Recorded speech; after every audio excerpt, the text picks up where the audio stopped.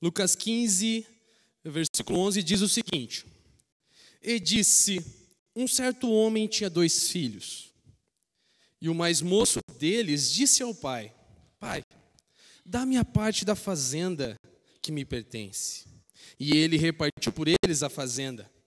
E poucos dias depois, o filho mais novo, ajuntando tudo, partiu para uma terra longínqua, e ali desperdiçou a sua fazenda, vivendo dissolutamente.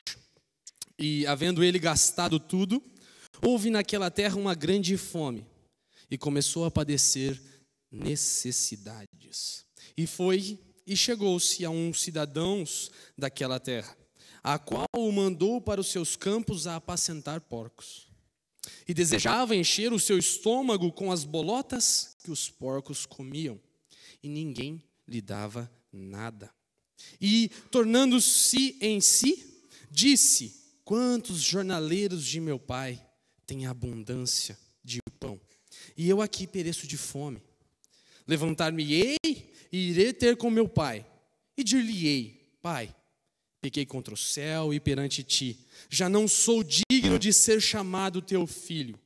Faze-me como um dos seus jornaleiros.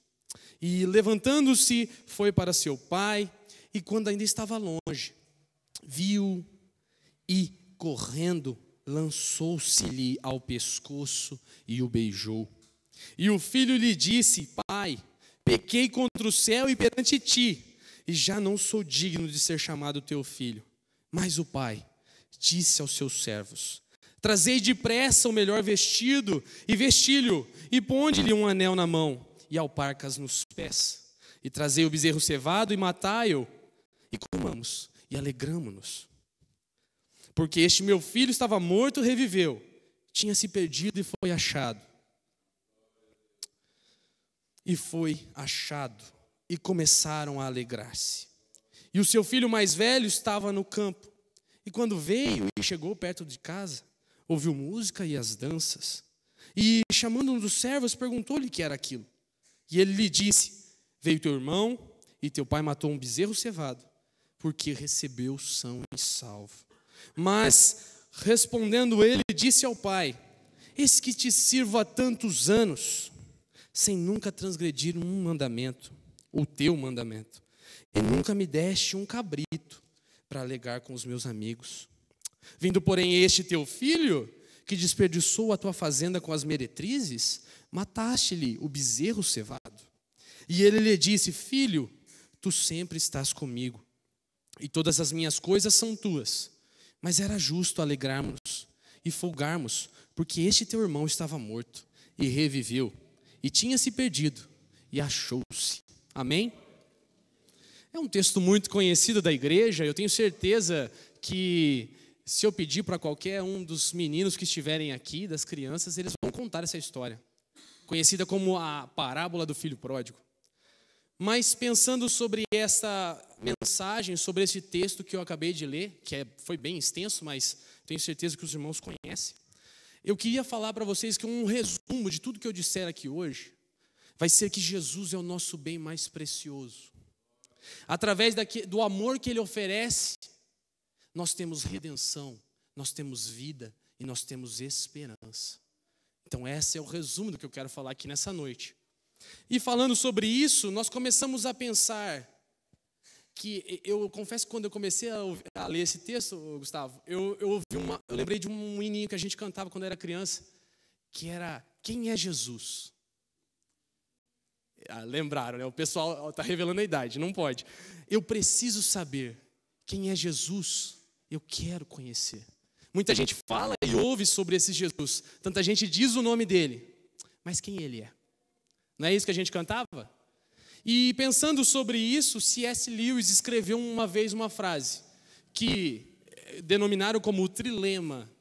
O Jesus era um mentiroso, o Jesus era um lunático que inventava um mundo em que ele era o Salvador, ou ele era realmente o Filho de Deus. E como todos nós aqui, eu creio que acreditamos que ele é o Filho de Deus, nós vamos partir dessa premissa, que Jesus foi o Filho de Deus enviado para salvar a humanidade aqui na terra. E quando ele veio para a terra, ele começou a chamar a atenção das coisas que ele fazia, pela sua fala, pelos milagres que ele realizava. E a partir daí, meus irmãos, eu queria chamar a atenção para nós analisarmos o que acontece no capítulo 14. Nós lemos o capítulo 15, mas é uma continuação do capítulo 14. Jesus Cristo está nas suas terras ali de Israel e é chamado para participar de uma festa na casa de um dos fariseus. E quando ele chega na festa, no caminho, ele cura um homem que estava com edema, que é um inchaço, falta de uma circulação no sangue, e isso causa problemas na saúde. E ali ele já começa a atrair uma multidão muito grande. Primeiro porque ele está indo na casa de um fariseu, e todo mundo quer ver o que vai acontecer. A segunda parte é que ele acaba de curar um homem no meio do caminho. Então ele chega na festa. E quando ele chega na festa, ele começa a perceber que as pessoas começam a sentar nos primeiros lugares. Jesus chega e fala assim, olha, eu vou dar um conselho para vocês. Quando vocês forem numa festa, forem convidados, fica nesse lugar não. Senta num mais tranquilo. E quando for aquela pessoa que te convidou e perceber que você não está no lugar correto, ela vai te colocar no lugar certo. Isso porque Jesus via que tinha um orgulho dentro do coração do povo de Israel. E a partir daí, a história começa a desenrolar. Acaba o jantar, Jesus sai e o sermão continua pelo meio do caminho, porque as pessoas não largaram de Jesus naquele momento. Eles quiseram ouvir o que Jesus tinha mais a oferecer. Então Jesus começa um discurso sobre ceia e sobre convite de pessoas que recusaram aquela festa. E ele fala, olha, vai para o meio do caminho, chamando pessoas que não eram convocadas, nem estariam na primeira lista, nem na segunda lista dessa festa, mas a partir de agora elas são minhas convidadas. Fala sobre isso, mas também fala sobre renúncia. E cada vez que esses discursos mudavam, a multidão mais se achegava. E até que nós chegamos ao capítulo 15, que nesses discursos pelo caminho, os fariseus começam a observar quem está se aproximando para ouvir o que Jesus tinha para falar. E quando os fariseus e os escribas chegam, ele fala assim, olha só, no verso 1, João. Verso 1 ele diz, e chegavam-se a ele publicanos e pecadores. Era o povo que os fariseus e os escribas rejeitavam, tinham como se não fossem nunca salvos. Até que no verso 2 eles começam a fofocar entre si. Olha, este recebe pecadores e come com eles. E a partir daí Jesus observa esse pensamento, observa esse diálogo que está acontecendo lá externamente, e ele fala, eu preciso explicar para os fariseus e escribas quem eu sou, porque eles ainda não entenderam. Então hoje, através deste versículo, o capítulo de número 15, é Jesus contando histórias aos fariseus e escribas, explicando, vocês não entenderam quem eu sou, eu preciso revelar para vocês quem eu sou, quem Jesus Cristo é, e o que nós veremos ao final, o que isso importa para a gente. Só que, quando vocês olharam o capítulo 15, Jesus conta 3 histórias. Uma sobre ovelhas, outra sobre moedas, e a outra sobre uma família. E é justamente essa que eu quero contar para vocês. Só que eu quero contar essa história e aplicar ao final, mas de uma forma diferente. Eu quero falar sobre prismas, sobre cenas. Nós veremos a perspectiva de 3 personagens. Do filho mais novo, o filho mais velho e do pai dessa história. Eu sei que vocês já conhecem essa história, mas me ajudem. Acompanhem comigo o meu raciocínio. Eu tenho certeza que tem uma mensagem de Deus para o nosso coração aqui.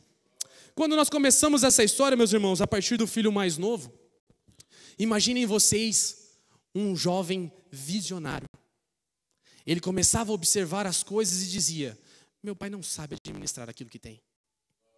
Sabe, se ele pegasse aquele grupo de funcionários e fizesse daquela forma, o rendimento dessa fazenda seria diferente. Eu penso que talvez meu pai tenha aplicado o dinheiro errado. Talvez essa fazenda deveria ser feita de outra forma. E esse pensamento começa a se desenvolver de uma forma tão grande que ele começa a perceber que não é o lugar dele ali. E a partir do momento que ele começa a perceber que o lugar dele não é ali, ele fala assim, acho que chegou a hora de eu ir embora. E ele começa a refletir, ele pensa como vai falar com o pai, porque, veja, é o pai. Como que ele vai falar com o pai dele uma notícia dessa? Até que depois de muito refletir, de muito imaginar, do que dizer, ele chega para o pai dele e fala, pai, eu quero parte da minha herança. Herança, fiquem tranquilos, eu não vou falar sobre direito, eu prometo. Mas herança é a transmissão de bens e direitos que uma família, alguém, que a gente chama de decujus no direito, vai transferir a quem é da sua família. Não ficou claro, mas é como se ele transferisse tudo o que ele tinha de arrecadado na vida para quem se sucede. Basicamente, o jovem chega para o pai nessa história e diz: para mim, mais vale você morto, pai, do que vivo. Ele diz ao pai: mais fácil para mim era que você tivesse morto, porque eu arrecadaria todo o seu dinheiro e gastaria da forma como eu bem entendesse. Então, partindo por esse pressuposto, ele pede ao pai: pai, me dá a sua parte, da sua parte. Quando você morrer, já adianta para mim, porque eu quero. Porque para mim você morreu. E a partir de então, ele recebe esse dinheiro que o pai vende parte da fazenda e entrega para ele. E observe o texto lá no verso de número 13, ele diz que passaram alguns dias. Então ele começou a maquinar, agora que ele tinha o dinheiro, o que ele ia fazer. E a primeira opção que ele faz vai para uma terra bem distante, de uma forma que ele fique bem longe das coisas que o pai dele tinha oferecido. Agora a ideia era vida nova, tudo novo, porque eu estou longe daquelas amarras antigas que meu pai colocava. Observe que a ideia do jovem aqui é se afastar de tudo que o pai dele tinha oferecido. Então tudo que o pai ofereceu, ele faz ao contrário. Ao invés de procurar algum lugar próximo, ele vai para um lugar mais longe. E aí ele gasta com a vida sonhada. O texto vai dizer que ele gasta com meretrizes, com festas, com amigos. E então ele viveu de forma como ele bem entendia que deveria ser vivida. Como há um termo estrangeiro que diz que é o bon vivant, no sentido de viver bem, de viver da forma como ele bem apraz. Então esse jovem sai à procura de viver da forma como ele bem tinha idealizado. E a partir daí, o dinheiro vai se esgotando. E quando se esgota de uma vez, culmina que naquelas terras onde estavam bem longe da família, há uma grave crise. O texto não revela para a gente se essa grave crise é uma grave crise econômica ou se uma doença assolou aquela multidão, como nós tivemos a pandemia do Covid. Nós não sabemos, o texto não revela. Mas revela que com um rapaz, agora imaginem vocês, um rapaz longe da sua família, sem dinheiro, sem amigos, no momento em que as terras onde vive é de grave fome, o que acontece? Há um desespero dentro dele, que ele precisa procurar alguma forma de resolver. Só que ele já tinha tomado uma atitude de sair da casa do pai. Então ele precisava resolver de alguma outra forma, porque agora ele era maduro. De alguma outra forma, porque agora ele era o dono de si. Então ele procura emprego, junto com porcos. E aí imaginem vocês, um rapaz que era criado dentro de um senhor de uma fazenda. Imagine agora um rapaz que sai e começa a viver da forma do bom vivant, de tudo que precisava, tudo que ele queria, ele tinha. A chegar no momento que ele precisa trabalhar numa condição de cuidar de porcos. E o mais interessante é que quando ele está trabalhando, ele começa a ver os porcos se alimentando das sementes, das alfarrobas. E eu não sei se todo mundo já teve a experiência de ver um porco comendo. Não é uma experiência bonita, gente. Nem muito menos o som é aprazível. A gente não fica assim, nossa, que vontade de ver esse porco comer. Ele, além de ver o porco comer, ele sentiu vontade de comer aquilo. A situação que ele chegou foi tão tremenda que ele começou a ver o porco comendo e aquele barulho horrível, que é a mastigação do porco, ele falou assim, nossa, se eu pudesse comer junto. Observem vocês que ele estava seguindo um caminho que ele falou assim, agora eu não posso voltar. Eu preciso cuidar da minha forma. Já que eu sou maduro, eu sou um homem o suficiente para sair da casa do meu pai, eu preciso resolver as minhas coisas. E quando ele cai em si, o texto percebe que ele começa a sentir vontade de comer aquilo que os porcos comiam. Ele começa a observar e fala assim, nossa, até aqueles funcionários que meu pai contratava por prazo determinado, ou seja, aqueles funcionários que meu pai contratava para trabalhar um dia na fazenda, comem muito melhor que isso. E eu estou aqui. Eu já sei o que eu vou fazer, disse ele. É claro, estou conjecturando, mas ele começou a maquinar, eu vou voltar com meu pai. Mas eu vou dizer para ele a seguinte frase, pai, eu não posso ser considerado mais seu filho, mas me considera como um trabalhador seu e está tudo certo, porque eu já tenho certeza que eu vou resolver o problema da minha fome. E para mim isso já é o suficiente. Eu já sei que eu não sou digno de ser mais seu filho, mas me considera como se fosse um funcionário. E a partir daí, imagine vocês, porque para o texto dizer que é para bem longe, a distância não era curta. E nós não tínhamos carros, nós não tínhamos nada para passear. E um rapaz naquela situação, ele estava a pé. Então demorou um bom tempo, talvez dias, para ele chegar. E imagine vocês, a distância e ele pensando, pai, ele pensando na entonação, ele pensando na forma como ele vai falar, se ele vai conseguir olhar no olho do pai, se ele não vai conseguir olhar no olho do pai, ou se ele vai só chorar. Ele não sabe, ele só vai pensando isso por antes do caminho. Mas é engraçado que quando ele vai chegando perto, não é ele que conhece o pai primeiro, mas o pai chega, sai correndo de onde ele estava, o abraça. E aí ele chega, eu tenho um discurso preparado para falar. E aí quando ele começa a dizer o discurso para o pai, ele fala, pai, pequei contra o céu, pequei contra ti, já não sou mais digno de ser chamado seu servo. Esse discurso é interrompido. A última parte do discurso não tem a possibilidade dele falar, porque o pai interrompe essa opção. E ele diz, por favor, pega o bezerro que estava sendo cevado, ou seja, estava sendo tratado, vamos matar. Meu filho acabou de chegar. A propósito, dá comida nova, dá roupa para ele. Ele está precisando se trocar. Ele estava perdido, mas ele foi encontrado.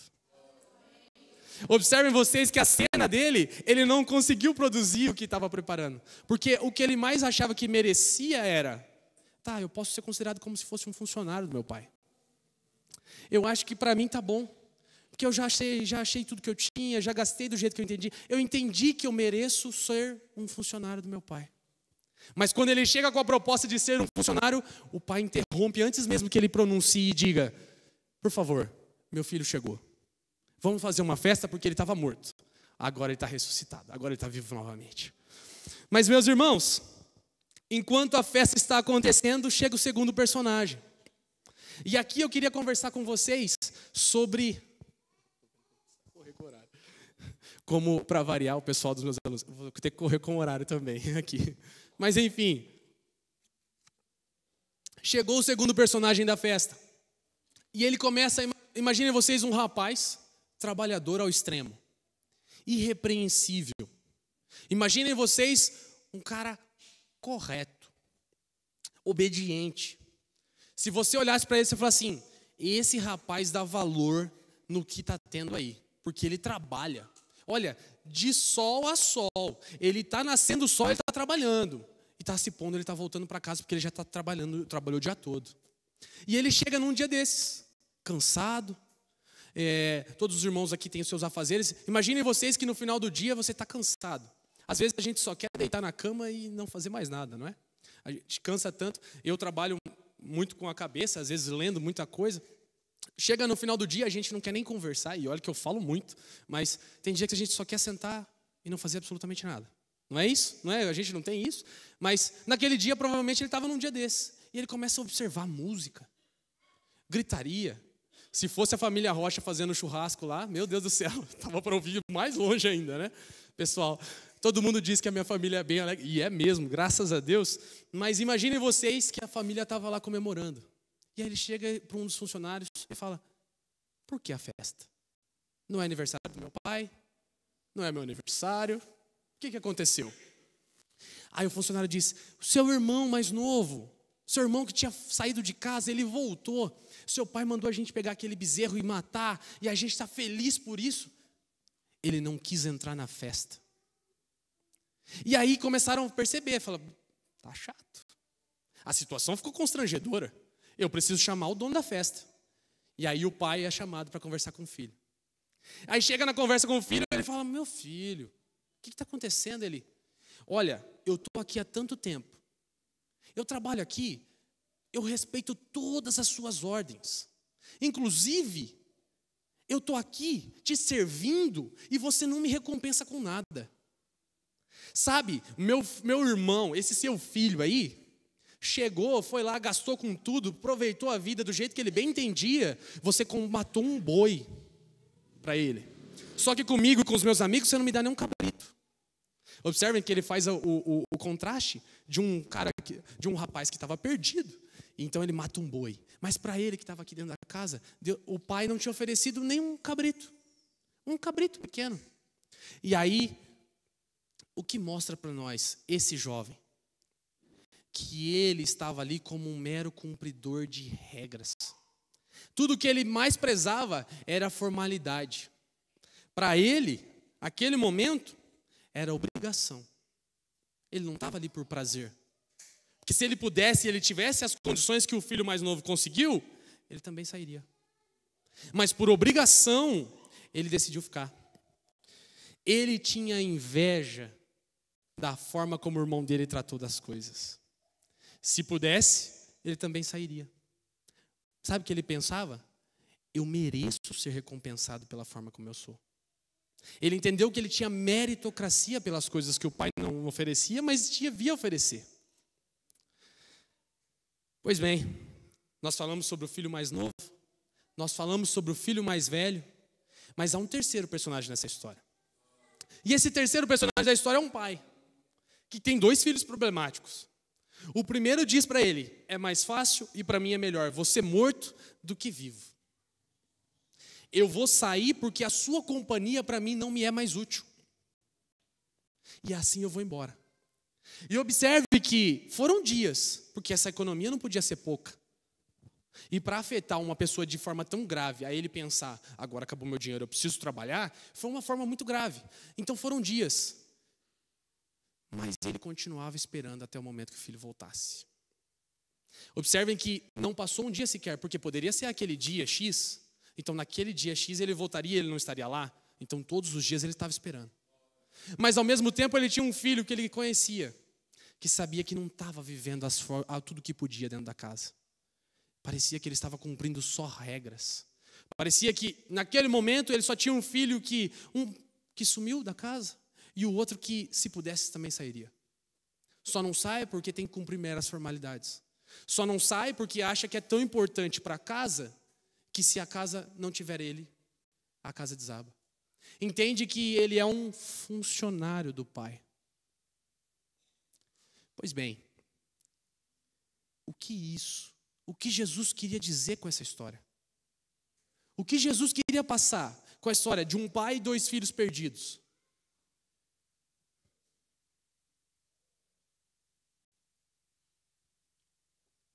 Eu começo a pensar a forma como Jesus viu o coração dos fariseus e dos escribas. Porque eles estavam ouvindo histórias, mas não entendiam que naquele momento Jesus estava dizendo sobre um amor incontável. Que Jesus era o pai na história, de onde vê filhos perdidos que não entendem do amor que ele oferece, mas também de filhos que entendem, que acham que são suficientemente bons para receber esse amor. Jesus chega para eles nesse momento da história e diz: acordem, vocês precisam de salvação, tanto quanto estes que estão à minha volta. Só que vocês não entenderam isso ainda, vocês são pecadores da mesma forma. O que Jesus Cristo quer falar para nós hoje é que muitas vezes nós estamos com o sentimento talvez do filho mais velho. Porque nós achamos que nós fazemos as coisas para Deus, e quando nós estamos na casa do Senhor, nós entendemos: Senhor, eu vou ao culto de quarta-feira de ensino, vou na quinta-feira no culto lá do centro, eu venho aos sábados e domingos, na escola dominical eu não falto. Por que o Senhor não me abençoa? Quando na verdade nós estamos sendo meros fariseus. Quando na verdade nós não reconhecemos aquilo que Cristo já fez por nós. Quando Ele chega ao mundo e diz: está consumado. Ele pega o meu e o seu pecado, crava numa cruz e diz: a partir de agora está tudo quitado. A partir de agora Ele diz: você era indigno. A partir do momento que Ele diz: está consumado, Ele diz: sabe o seu pecado que te levaria à morte? Sabe o seu pecado que te levaria para o inferno? Onde você era inimigo de Deus, onde você era desprezado, você era desprezível, indigno. A partir daí, eu te torno um justo. A partir daí, eu te torno um filho amado. Eu te dou família, eu te dou esperança, eu te dou vida. Mas nesse momento eles não estavam entendendo isso. Então Jesus começa a contar essa história dizendo: ei, acorde, você é amado. Reconheça esse amor que foi entregue para você. Em João 3,16, ele vai dizer: porque Deus amou o mundo de uma tal maneira. Eu imagino João escrevendo. João não teve nem como escrever. Ele falou assim: olha, de uma forma tão grande que, olha, Deus amou de uma forma tão grande que ele entregou seu filho, o seu único, o seu unigênito filho, para que todo aquele que nele crê não pereça, mas tenha uma vida eterna. Sabe o que é isso que é importante para nós, que nós temos que perceber? É que Jesus Cristo não dá só uma vida terrena para a gente. Ele chega e fala assim: olha, você era digno de morte, sim. Você era condenado, sim. Mas eu não tinha esperança, sim. Mas a partir do momento que eu morri por você na cruz, você tem vida aqui, mas você tem uma vida celestial comigo. Sabe que eu estava conversando com os jovens esses dias, que muita gente discute, e às vezes nós paramos para pensar: por que você quer ir para o céu? Às vezes o nosso pensamento é: porque eu não quero ir para o inferno, porque lá tem ruas de ouro, ou porque lá não vai ter mais morte, lá não vai ter mais dor, lá não vai ter mais pranto. Talvez seja esse o raciocínio de alguns. Mas o grande prazer de estar no céu é porque Cristo vai estar lá. Se Ele não estivesse lá, nada adianta a rua de ouro. Se Cristo não estivesse no céu, nada adiantasse o rio da vida. Mas porque Ele está lá, aí sim nós temos prazer de morar no céu. Aí sim nós vamos reconhecer o dono do amor mais perfeito que há na terra. E não importa o quanto a gente ame os nossos familiares, não importa o quanto a gente ame qualquer coisa, não é suficiente para se comparar com o amor que Cristo oferece para nós. É um amor que não interessa como você é, como você está. Ele te ama de uma forma indizível, para dizer: você era indigno, o que você merecia era morte, e uma morte eterna. Mas pelo meu amor, você agora é um justo, você merece a vida eterna, você agora é um filho de Deus. Sabe o que o texto vai dizer? Nós somos co-herdeiros com Cristo. Qual é a nossa herança? Deus. Quando um jovem estava dizendo: pai, esse terreno, você para mim está morto, Jesus está dizendo: você vai ter a vida eterna, você vai ter Deus como seu pai. Essa é a mensagem, meus irmãos, que Jesus queria passar contando essa história. De uma história de filhos perdidos, mas que quando foram abraçados por esse amor, quando entenderam esse amor, vocês percebem que não tem mais fala de um jovem perdido aqui? Quando ele chega e é abraçado por um amor tão grande, ele nem fala mais nada, ele vai para a festa comemorar. E quando o filho mais velho entende que tudo que é do pai é dele, ele também não fala mais nada, porque o amor os encontrou. Talvez, meus irmãos, talvez, meu irmão, minha irmã, você está aqui olhando para fora. Talvez você está aqui cansado, talvez achando que Deus não responde da forma como você deveria. Entenda, há um amor que precisa te abraçar hoje. Há um amor que precisa te encontrar hoje. Porque é um amor que diz: a graça minha te basta. Há um amor que diz: eu morri na cruz por você. A minha oração e o meu desejo é que esse amor abrace a todos nós e que fique conosco até chegar o dia em que nós estaremos face a face com Ele. Deus abençoe, meus irmãos.